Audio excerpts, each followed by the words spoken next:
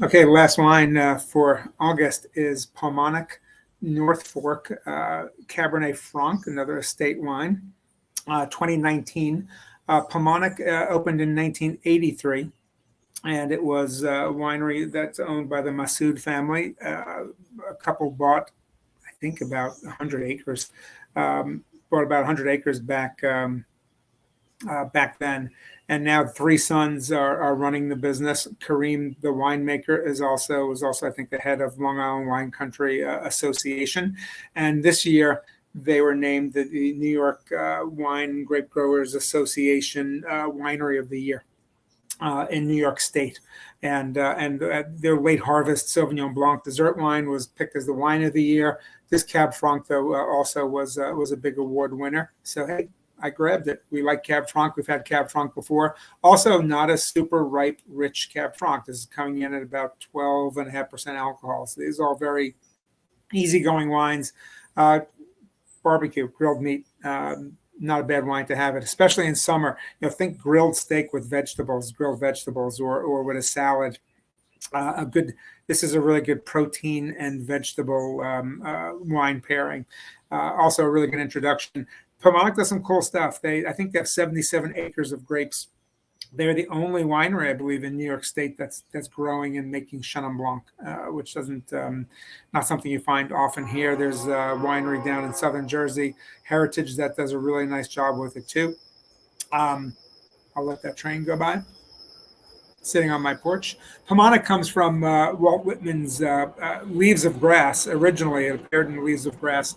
Paumanok is the name that he gave to Long Island, and in the original Leaves of Grass in 1860 included a poem about Paumanok, and became like its own poem. I think by 20-something years later, he kept rewriting it, redoing it until he came up with the final version. As it says right here on the bottle, Paumanok is the only name the great poet Walt Whitman used to describe this special place that is Long Island. And the poem is, "See beauty, stretched and basking, one side thy inland ocean laving, broad with copious commerce, steamers, sails, and one the Atlantic's wind caressing, fierce or gently, mighty hulls dark gliding in the distance, isle of sweet brooks of drinking water, healthy air and soil, isle of the salty shore and breeze and brine." Now, that was Long Island, back in the 1860s to 1880s. I'm not quite sure that it would get the same description, if you're driving along the LIE and stuck in traffic. But hey, there's some really beautiful areas. North Fork especially has some really spectacular wineries. There are a couple of good ones down on the south side too. Big fan of Channing Daughters. Could not get any of their wines though for this. I wanted to try to do like a north-south balance of the forks. I think they would kind of look that way, I think, on the map. Anyhow, and other wineries that we've really liked out there. In the past we had Macari, which is fantastic. I'm a really big fan of One Woman. I did a post. If you follow me on social media, on Instagram, I had a One Woman Gruner Veltliner that I thought was fantastic. Really one of my favorite wineries that doesn't get a lot of recognition, but this year they were named the Long Island or North Fork Winery of the Year in New York State. So Paumanok took the overall state.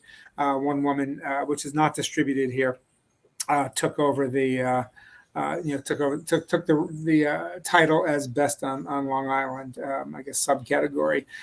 There's lots of other good ones out there that are worth visiting. We just scratched the surface here with the 3 this month. So that's it. Enjoy them. Welcome back to videos, and thank you. Thanks again for being involved in this. I do appreciate it, and appreciate all of you. See you soon.